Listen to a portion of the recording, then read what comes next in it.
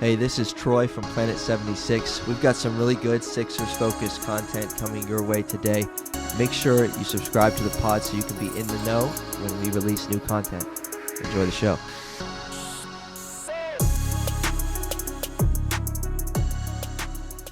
Welcome, everybody, to Planet 76, episode 94. The stage is officially set. Yes, sir. Sixers, Celtics, Game 1 will tip off Monday, May 1st. My name is Michael. Troy is here, as always. The very much, I guess, anticipated matchup between the Philadelphia 76ers and the Boston Celtics will begin next week, Monday, May 1st.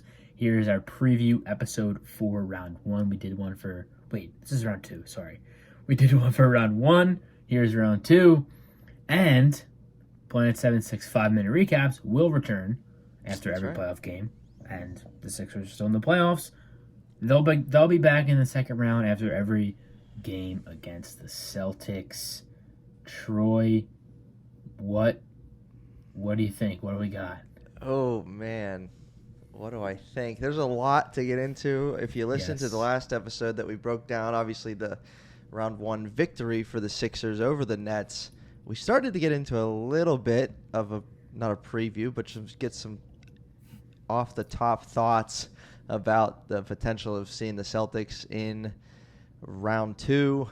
We thought that this episode might come sooner, but the Hawks beat the Celtics in Game 5 in Boston to force a Game 6. Then Game 6, it was very closely contested down the stretch, and Boston pulled away for a win in Game 6 to finish the series just about 20 minutes ago. So, we're rolling right with the preview episode. We want to give Planet 76 listeners as much time possible to listen to our round 2 preview because we got a lot to say. And round 1 preview was great. We got a lot of feedback, a lot of views, a lot of listens, whatever. So thank you for that.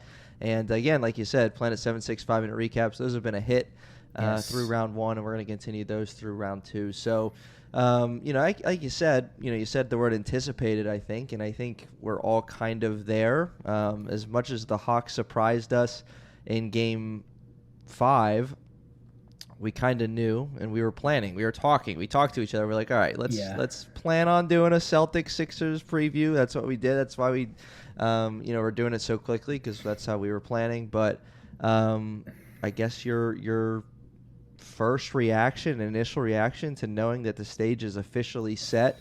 Then we'll get into some numbers. We'll talk about just the preview as a whole. We have some questions to answer from some listeners, and it's gonna be good. So, what's your original first thought, first reaction to this? Very nervous. Yeah. I talked about it pretty extensively on my page. We've talked about it on this podcast, but a lot at stake for the Sixers, particularly as soon as this series starts. So I'm kind of nervous. Yeah, you got to go up to Boston for 2, starting Monday night. I have been vocal about how much I hate playing in Boston. There's not an arena I hate playing in more than TD Garden. Now, again, that's due to the rivalry or whatever you want to call it between the Sixers and Celtics. But, it's loud. It seems like they play very well at home. They went 32-9 in the regular season at home there. Not a fun place to play, and you got to start the series there with 2. Now you're playing with a little bit of house money because obviously the age-old saying is, in the first 2 you want to get 1. So obviously we're going to take it right now today if we say the Sixers can get one of those 2 in Boston before coming back to Philly, make it a series and see what happens. But I would say my initial reaction is a little bit nervous as well because we know the history. We know that what the Celtics have done in the past in the Joel Embiid era, beating them twice in the playoffs already in not very close series. This is a completely different team the Sixers have. It's been a while since they've played, since the bubble, and that doesn't even count. Yeah. We don't even count the bubble here. Al Horford was a Sixer that year, so if that tells you anything about why we don't count it, the Boston Celtics spy Al Horford was here. But anyway, Celtics, Sixers with a chance to go to the Eastern Conference Finals, a place the Sixers haven't been in over 20 years now. And the other side of the bracket in the East is interesting. So the Miami Heat knock out the Bucks in 5, and the New York Knicks knock out the Cavs in 5. So pretty fascinating stuff. I know a lot of Sixers fans are excited, saying, "Oh, Boston's the only team in the way." Or I don't think you and I are going to go that far here on Planet 76 to say that, but Boston is the team in the way for the Sixers right now. That is what we do know. So we're going to preview it all right here on Planet 76. Any other quick thoughts before I run through some of these fast facts on the Boston Celtics? Honestly, no. I think we all know what the deal is here for this series. I think we should just get into some kind of, I mean, what would you call this? Just analysis, I guess? Yeah, analysis. I think we should just get into it because there's a lot, I think, that goes into success for both teams, and obviously the Sixers, because we're a Sixers podcast, obviously. Right. So I think we should just, let's just get right into it. Might as well. Let's do it. All right, fast facts on the Boston Celtics for you and for me and for the listeners to just, again, we know the team fairly well. This was an easier kind of breakdown on a team than it was for the Nets round 1 because of how crazy a team that season they had. But Boston Celtics, 57-25, 32-9 at home, 25-16 on the road. Really consistent all season. I noticed as I looked through their regular season, they started the year 4-3 through the first 7 games, and then before you know it, they were an 18-4 team, and they never really looked back. Like their record just steadily kept climbing and climbing and climbing to the point where again they ended up 30 plus over 500. For the Boston Celtics. So a couple stars, obviously, the big names. Jason Tatum was over 30 points a game this year and almost 9 boards. And Jaylen Brown, not too far behind him, 26.6 points a game. And then something we've talked about a lot this year and something we've seen from the Celtics in the past. And, one thing the Sixers got better in this year is their depth, but the Boston Celtics are deep. They have 6 players averaging between 8 points and 15 points a game. Malcolm Brogdon, Derek White, Marcus Smart, Al Horford, Grant Williams, and Robert Williams to round out their 8-man rotation. Again, 6 between 8 and 15, and then 2 with 26 plus. Pretty remarkable there. They're 4th in the NBA in points per game, 4th in the NBA in fewest points per game as well. They're 2nd in the NBA in 3-point attempts per game at 42.6. I had to double check. I was like, that's a lot of threes. They only trail rethink, yeah. Right. They only trail Golden State in that category. And for reference, the Sixers are pretty middle of the pack in the NBA. They're about 32 a game. Celtics don't get to the line a lot. 28th in free throw attempts per game, which is pretty polar opposite to the Sixers, who are 5th in the NBA in attempts, but 1st in makes per game. They get to the line and they knock them down over 80% of the time. I looked into their playoff rotation. This is one of the last points. Playoff rotation for the Celtics against Atlanta, and it was pretty interesting. So, again, the starters, as have been all year, are Marcus Smart, Derek White, Jaylen Brown, Jason Tatum, and Al Horford.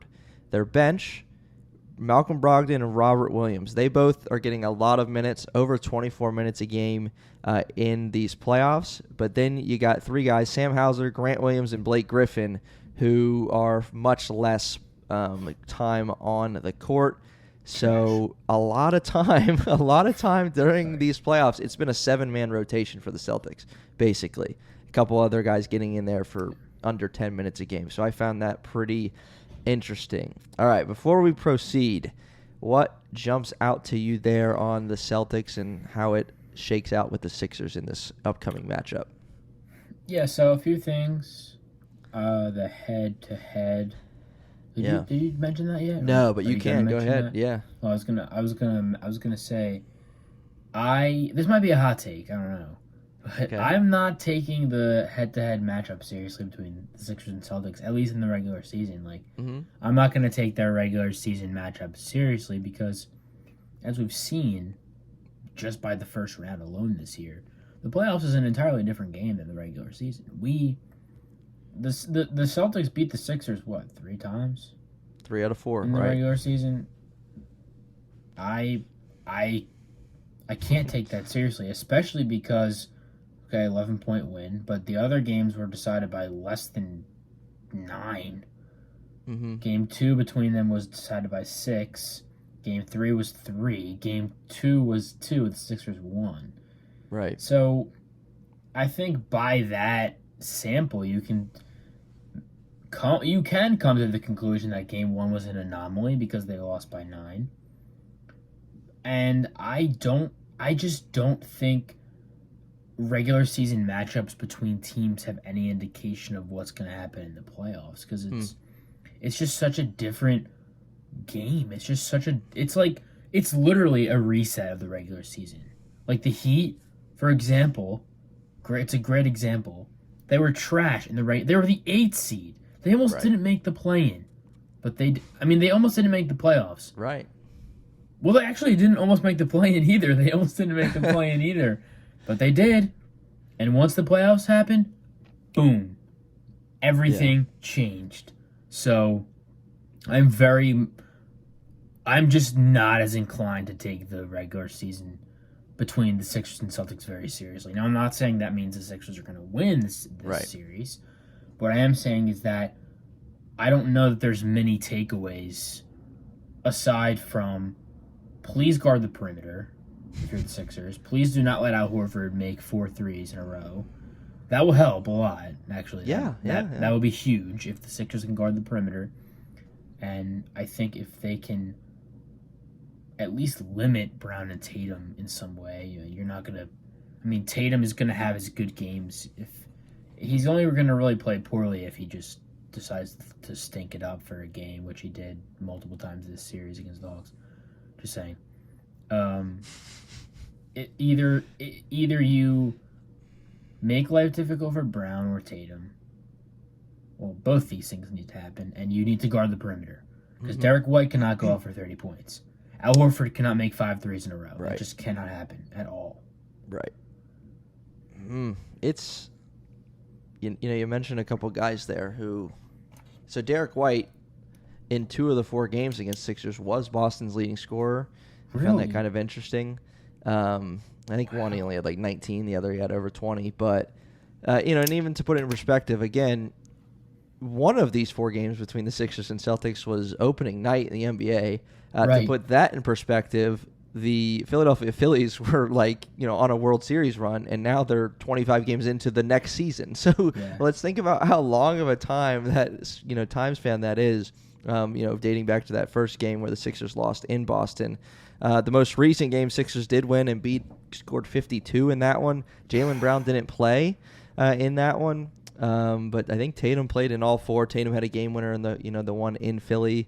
Where Embiid chucked it 3/4 court. It was just a second too late, and they lost by 3. That was a devastating game. But again, none of that really matters. We're in the playoffs. It's 0-0 in the second round. And to your point, a team like the Miami Heat, an 8 seed in the East, playing against one of the most dominant forces in the NBA in Giannis, who again missed a game or 2 and was injured. But they're deep. The Milwaukee Bucks are a good team. They won, 17 in a row this year at one point, 16 in a row. And Miami, who was a 500 ball club pretty much all season, knocked them out. So never really know what can happen. I guarantee if we looked at the season series between those 2 teams, it wouldn't indicate a 4-1 victory for the Miami Heat. So, so pretty interesting stuff there.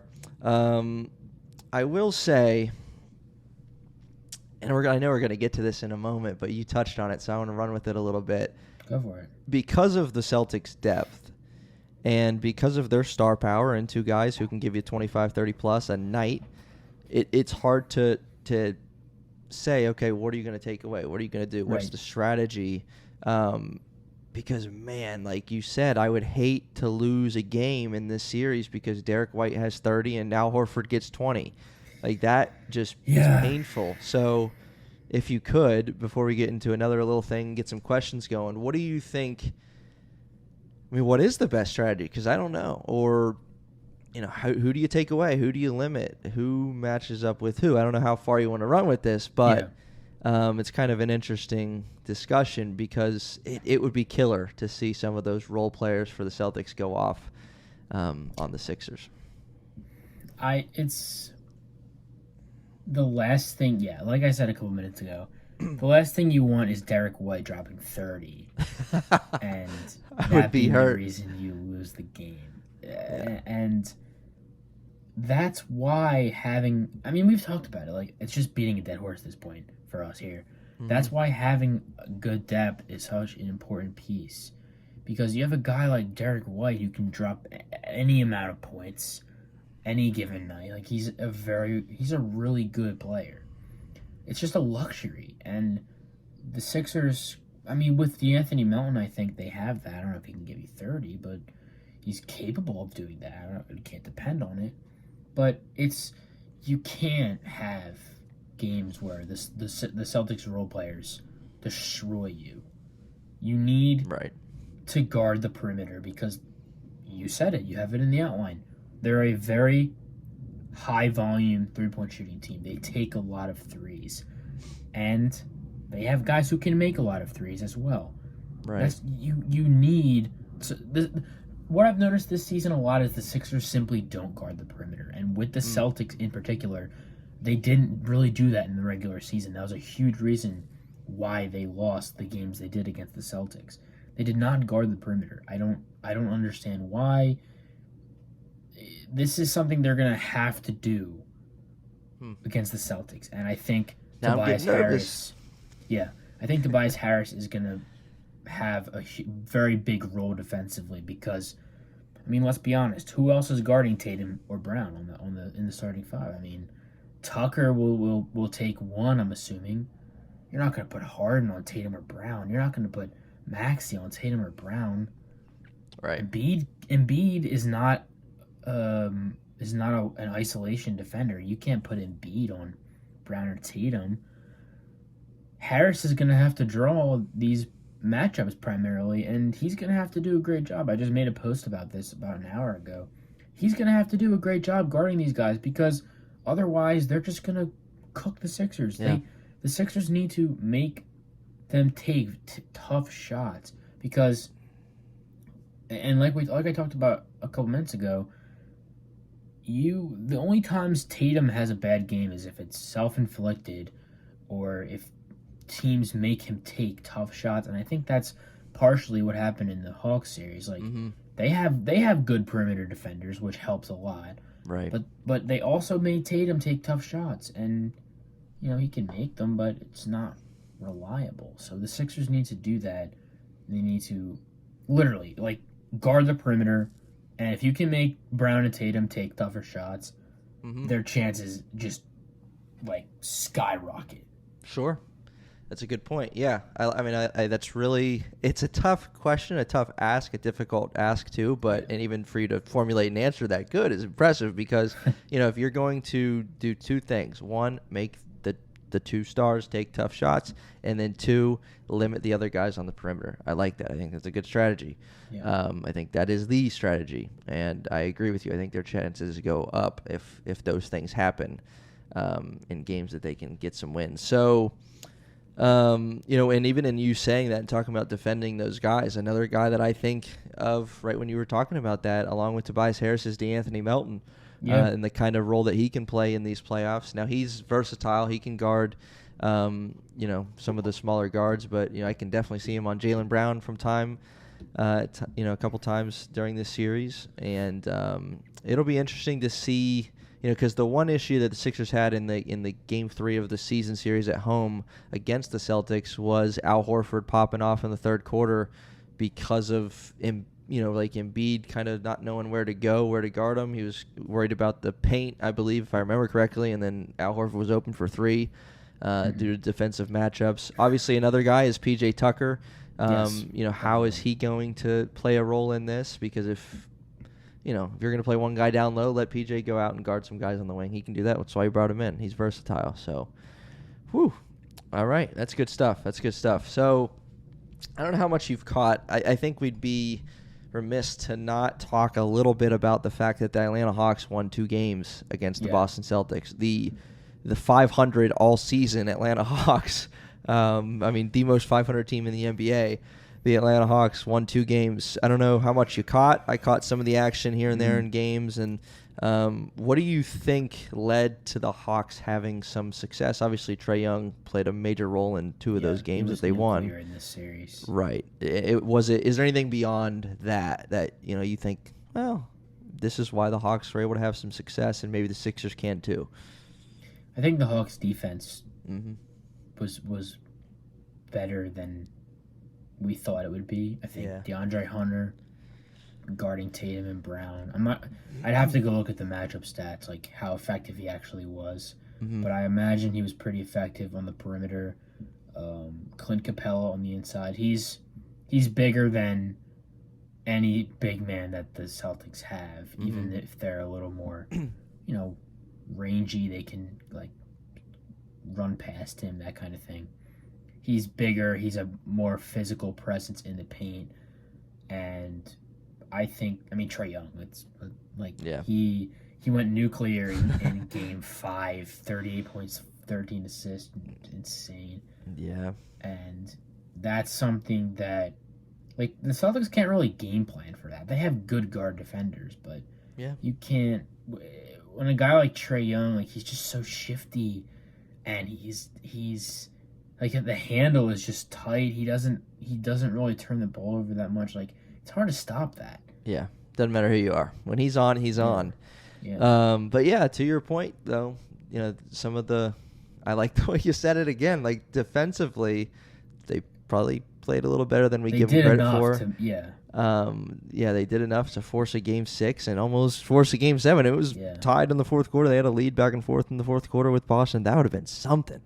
So as Sixers fans to watch that, obviously, what it does give us is the Boston Celtics are a very good team, but they're not unbeatable. A 500 ball club beat them. Trae Young went off. This series showed a lot of weaknesses that I don't know if were shown before, because the Celtics this season looked like world beaters. On both ends of the floor. Yeah, and again, it's not like in a what ended up being a 6-game series. It's not like their 2 wins were at home. They got one on the road in TD Garden, where they only lost 9 all year. So that's an encouraging thing, again, as we prepare for 2 in TD Garden here in just a few days. Obviously, with the extended time, because if the Celtics had won this in 5, the word was that the Sixers were going to tip off on Saturday. Sixers-Celtics on Saturday gets the big fella and company a couple extra days rest.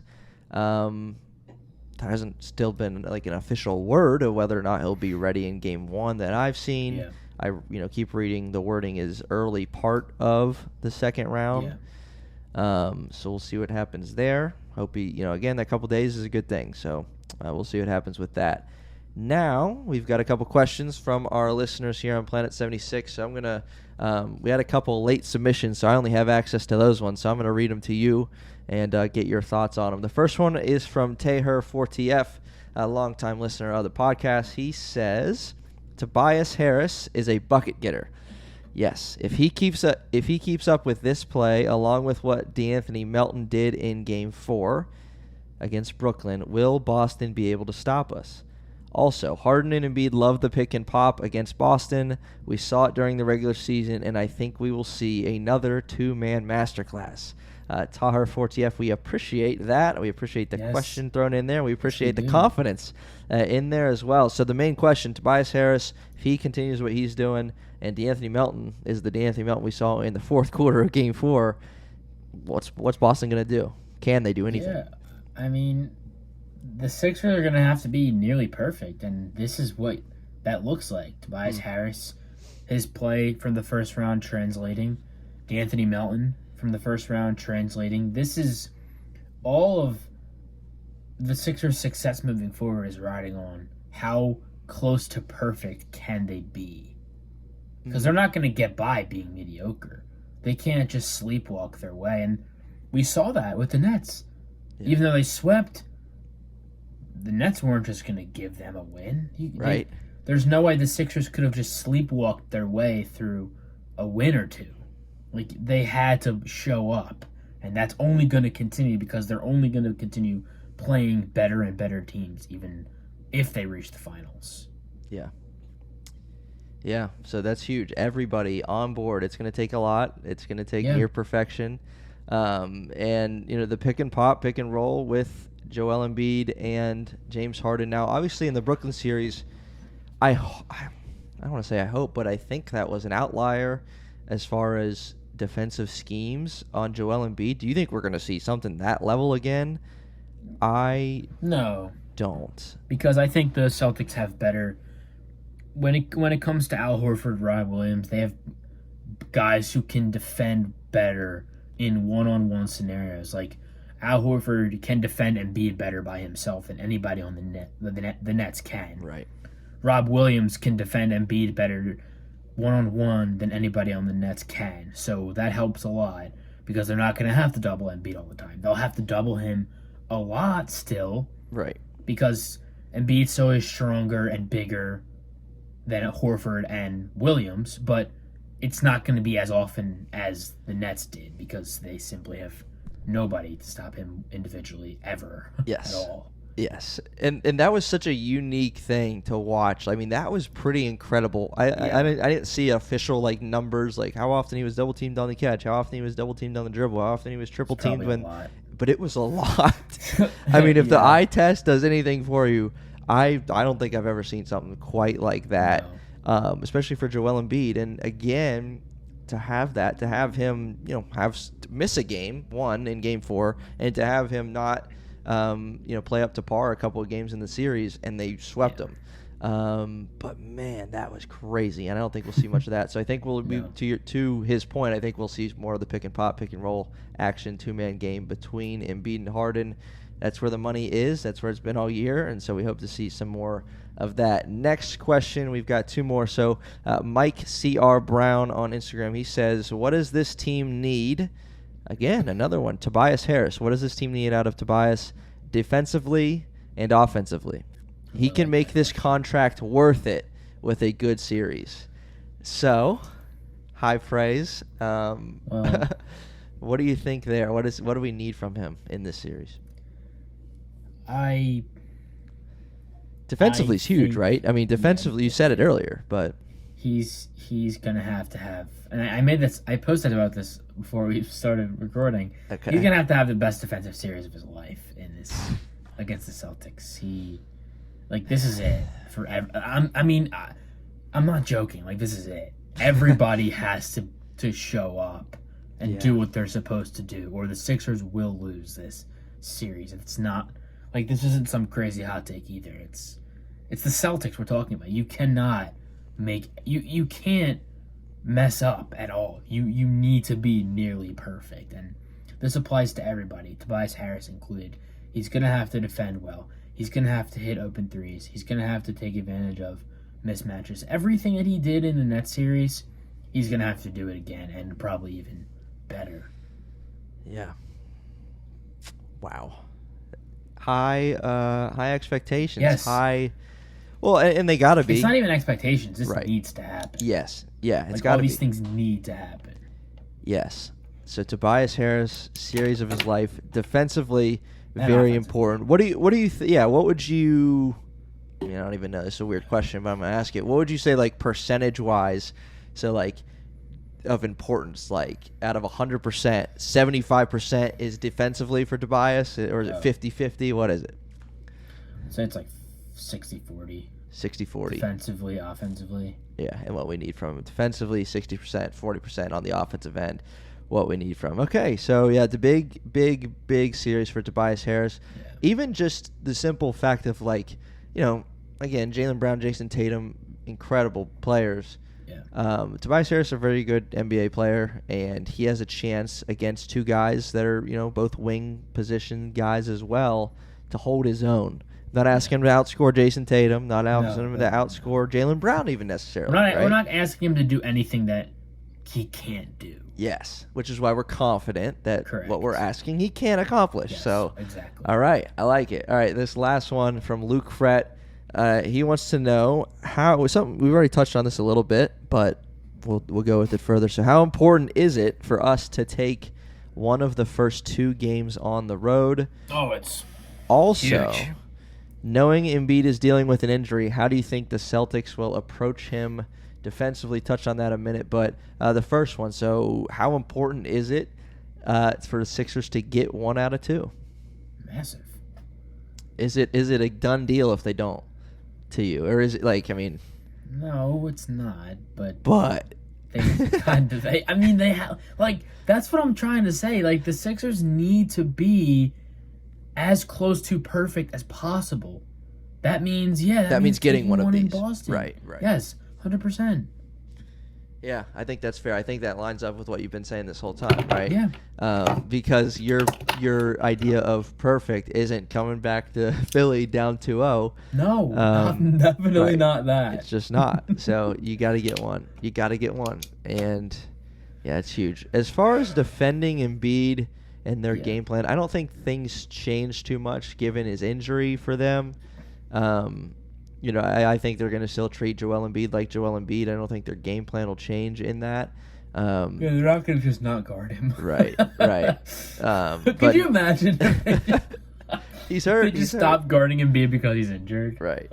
So, I don't think there'll be anything too crazy there. Especially, the one person I do like that's affiliated with the Boston Celtics is their head coach, Joe Mazzulla, because he went to my favorite college, West Virginia, where he played.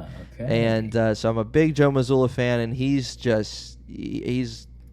not going to do anything silly. He's a good guy, and he's very black and white, I would say. So he's going to defend Joel how he plans to defend Joel. So a few more things here, and we will wrap it up. But so I have a list here of what I think makes Boston a tough matchup. I said, 1, the home court advantage that they have, only losing 9 games there during the regular season. I said their ability to take and make threes. Yep. The fact that the Sixers, let's be honest, haven't fared well against Boston over the last several years, playoffs, regular season, whatever you want to say, haven't fared well. And it's been painful over the last few years, let's be honest. Their depth that they have and the defensive-minded players that they have. Malcolm Brogdon's a defensive-minded player. Marcus Smart's a defensive-minded player. Jaylen Brown's a defensive-minded player. Jason Tatum, as good as he is offensively, he's pretty good defensively. They just have some guys that as individual defenders, they're pretty defensive-minded. And then, I said that there's potentially tough matchups for our guards, especially James Harden, knowing some of those other defenders. So if you could, out of those 5 things, what two jump out to you as okay, this is why I'm a little scared about Boston? Yeah, these are perfect points. They have a ton of versatility defensively. They have guys, they can throw guys at Harden, they can throw guys at Embiid. They have guys they can throw at Harden and Embiid, which the Nets, I kind of see this as almost an upgraded version of the Brooklyn Nets because they have guys they can throw at Harden and Embiid who are better than the guys that the Nets could throw at Harden and Embiid at the same time. For example, Al Horford can switch. He's getting older. He's getting up there in age, obviously. Al Horford, he can switch. He can guard Harden a little bit. Derek White, maybe not guard Embiid as in, be effective, but he's a guy who can guard both guard positions. He can guard some 3s and 4s as well. He's strong. He's bigger for a guard. I think he's 6'4". He's strong. Malcolm Brogdon can guard Harden. You have these very switchable, versatile pieces that they can throw at the Sixers. Really anybody. Maxey, Harden, Embiid. The versatility is where the Celtics stand out, and I do like the point you made about potentially tough matchup for guards. Harden and Maxey, you throw some tough defensive guards on those guys, it's going to be hard for them to do what they're comfortable doing, and that's the basically one job of those guards, and they're pretty successful at it. Yes. Yep, I'm just looking up some numbers here. Yeah, they present some tough matchups. They present some issues defensively and their ability to make threes. I actually wrote in the outline, I said, you can't go up to TD Garden and have them make 23s on you because that's going to be a double-digit win. Even as many threes are taken in the game today, That's not what you want. I'm trying to find the numbers because I remember 2018 when we played the Boston in round 2, same round. We went up to TD Garden, game 1. The final score was 117-101, and it was like it felt like Boston just couldn't miss a 3. Yeah. Because they made 17 of them. 17 out of 35. Well, that's why they felt like they couldn't miss, because they didn't miss. Because they didn't miss often. I think a lot of those were in the second half. I remember just throwing a fit, man. I was like because like every time Boston makes a shot in TD Garden and the crowd erupts, something inside me, it makes me really mad. And I remember turning that game off when they just made a few more in a row, and it ended up being a 16-point win. We know the rest, but that's a very different team that the Sixers have now. But still, you just can't go up there and have them make everything. You can't. So that's huge. That's a thing to watch. On the other side of things, behind the arc, Sixers again, like we noted on the last preview episode for round 1, they're number 1 in the NBA in 3-point percentage and free throw percentage. James Harden didn't get to the line at all during the first series, really, like 3 or 4 attempts literally total in 4 games. That can't happen. He needs to get to the line. He needs to shoot the ball inside the arc at a better rate. Listen to this stat. So in round 1, James Harden shot the ball 42% from 3 on 8.3 attempts from 3 per game. We'll take that every day of the week. But on let me guess what his percentage from 2 was. All right, so yeah, on 8.5 attempts from 2, what do you think he shot? 30%. Less. I knew I should have said less. 26. In my mind, I was thinking like 25. Yep. 26.4% from 2-point range on 8.5 attempts per game. So, that's over 30 attempts total. And he only made 26%. That also can't happen. Concerning. That's also concerning. Did we talk about that last episode too? What's that? Did we talk about that last episode too? Yeah. Yeah, we did, yeah. Yeah. Yeah, that's going to be interesting. Because, again, he had, he was productive. He was knocking down some threes, and he was getting some assists. But, man, was he brutal from inside the arc. That can't happen against Boston. So what do you think about, because I kind of, if I look back on round 1, James Harden was kind of the guy in game 1 to get us the game 1 win. Tyrese Maxey was the guy in game 2 and 3. Yep. And then game 4 was kind of a collective effort. D'Anthony Melton was huge. Paul Reed was huge. What do you... I don't know, just like as a fan, what do you like better, the collective effort or where it's like that guy won us the game? Do we need that from the Boston series or do we need the team effort? Do we need Embiid to have 45 or do we need 7 guys to score 15? Everything. No, both. Both yeah. is my answer. Like this, I'm going to keep saying it. Yeah. Like, this is it. Everything needs to happen for the Sixers to win. Embiid's going to need to average. I mean, I don't want to put a number on it, but he's going to have to average a lot of points. Yeah. He's going to have to play elite defense. Harden's going to have to make his shots at the rim. Maxey's going to have to play super well. Harris, everybody. This is not an exaggeration. This is not a drill. Sixers need to, again, be like as close to a perfect basketball team as possible. Because they can't be perfect all the time, but they're going to have to be pretty close every single time. They're going to have to be good. So with all that being said, is Tobias Harris, just based on what I'm hearing from you, is he your, if you had to pick one player as an X factor, is he your X factor, Tobias Harris? I just made a post about this too earlier. He 100% is. Okay. 1,000,000%. I'm going to say James Harden's mine. Just because he's, if he's running the show like he was in game 1 against Brooklyn, that's the James Harden I want. If he's missing the bunnies inside and not playing, not dishing the ball out well or turning the ball over, that's not what we want. And he's in for some tough matchups. We've talked about it. So he's my X factor for the Sixers. But again, everybody's huge. You keep saying it. I'm going to repeat what you're saying. Everybody has to play their role, and we're not asking for everybody to do something they've never done. We're asking them, to do what they can for this team to come out of this series with a win. All right. And not just one win, but 4 wins. All right. So, real quick, we're going to give our 2 statements and then a prediction, if you're comfortable giving a prediction. So, finish this statement. The Boston Celtics win this series if ... Boston Celtics win if the Sixers don't go the perimeter. Okay. Honestly. And I think Tatum, I think Tatum's going to have a really good series too. He might have to have some nuclear performances if the Celtics are going to win as well. Okay. All right. Fair enough. So Tatum's a key and the perimeter. All right. Sixers win this series if... There's just so many things I could say. There is.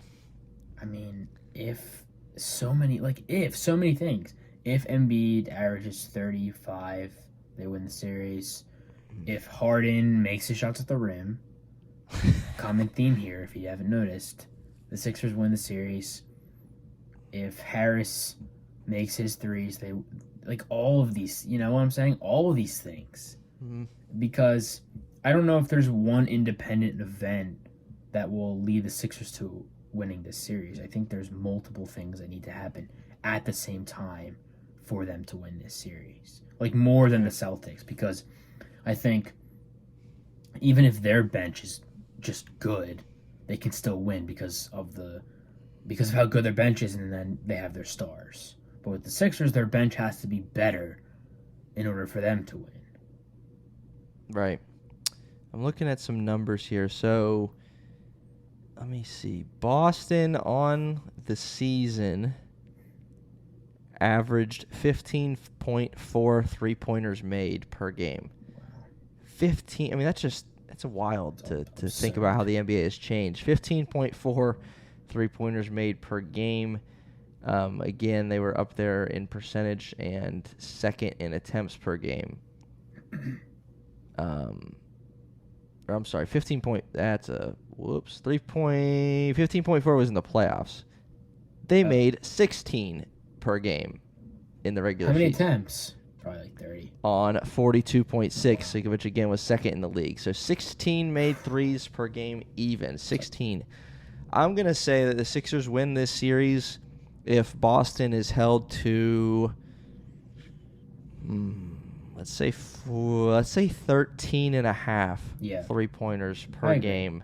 I think that's Sixers fair. are going to win this series. We've said that as a key, guarding the perimeter. We'll see if the Sixers can do it. Michael, do you have a prediction, Mr. No, Trust the Love? I don't know if you want to drop that No, yet. I can't do it. All right, you bring can't do myself it. to do it. I'll do it. I don't care. I'll do it. So, all right.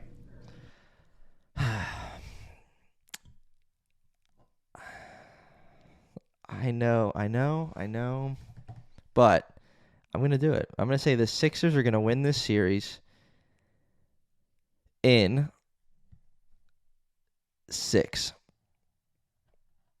Sixers in 6. You heard it here. Planet 76 5-minute recaps after every Sixers playoff game. Let's go Sixers. It's going to be a fun ride. Let's do this. Monday night, 7:30, I believe, and we're going to tip it off. We're going to have a recap right after, so we'll see you next time on Planet 76. Peace.